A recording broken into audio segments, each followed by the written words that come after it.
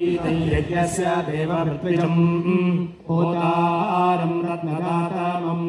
इषेत्वोर्जेत्वा वायवस्थोपायवत्स देवो वत्सविता प्रार्पयतो श्रेष्ठतमाय कर्मणे अग्न आयाहि वीतये गृहानो हव्यदातये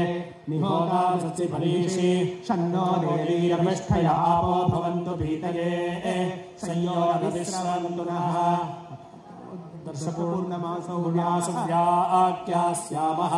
प्रातरग्निहोत्रम् भूत्वा अन्यमाहवनीयम् गृह्य अग्ने दन्वा ददाति नगरस्योन्मुनग्निम् नयति आज्यम् बृहमीशानम् पुरोहूतम् बृहस्तुतम् परमेकाक्षरम् ब्रह्मा व्यक्ताव्यक्तम् सनातनम् मोदकम् सदा विमुक्तिसाधकम् कलाधरावतं सकं विलासि लोकरक्षकम् अनायकैकनायकं विनाशिते दैत्यकं नताशुभाशुनाशकं नमामितं विनायकम्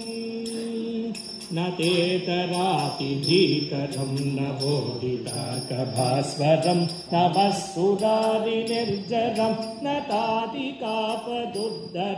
सुरेश्वरं निधीश्वरं गजेश्वरं गणेश्वरं महेश्वरं तमाश्रये परात्परं निरन्तरं समस्तलोकशङ्करं निरस्तदैत्रकुञ्जरं दरेदरोदरं वरं वरे भवप्रभक्षरं कृपाकरं क्षमाकरं बुधाकरं यशस्करं मनस्करं नमस्कृतं नमस्करोमि भास्वरम् अकिञ्चनाद्रिमाजनं चिरन्तनोक्तिभाजनं पुरारिपूर्वनन्दनं सुरारिगर्वचर्वणं प्रपञ्चनाशभीषणं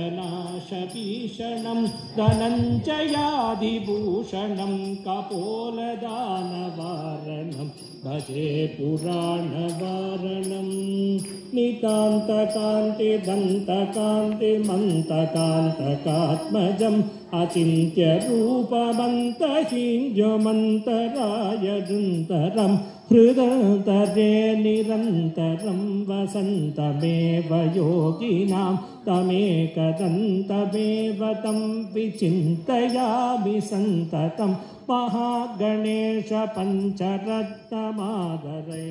जोन्पहं प्रकल्पविप्रपादके हृदि स्मरं गणेश्वरम् अरोगताम्